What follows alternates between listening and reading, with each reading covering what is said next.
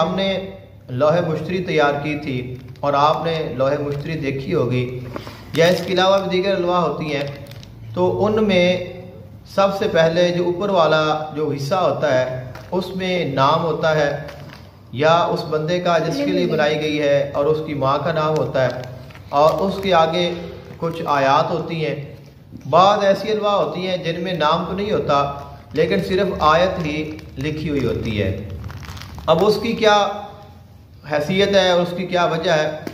وہ سمپل یہ ہے کہ ایک عام لوح ہوتی ہے، ایک خاص ہوتی ہے۔ عام جو لوح ہوتی ہے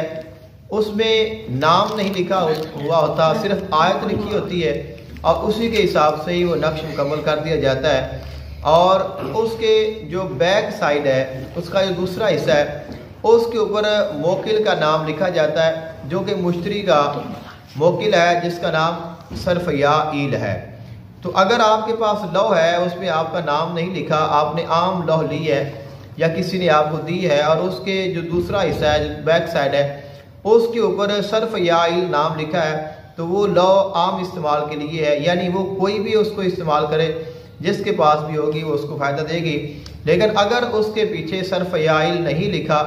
تو پھر وہ لوح کسی خاص کے لیے بنائی گئی ہے، اس لیے آپ کو وہ فائدہ نہیں دے گی۔ تو بعض دفعہ کچھ لوگوں سے غلطی کی وجہ سے یہ بھی ہو جاتا ہے، کچھ لوگ اپنی لوح کو سوشل میڈیا پہ شیئر کر دیتے ہیں اور دوسرا جب اس کو دیکھتا ہے تو وہ پھر اسی کو ہی کاپی کر لیتا ہے، جس سے اس کو فائدہ نہیں ہوتا بلکہ جس کے نام کی ہے اس کو ہی فائدہ ہوتا ہے۔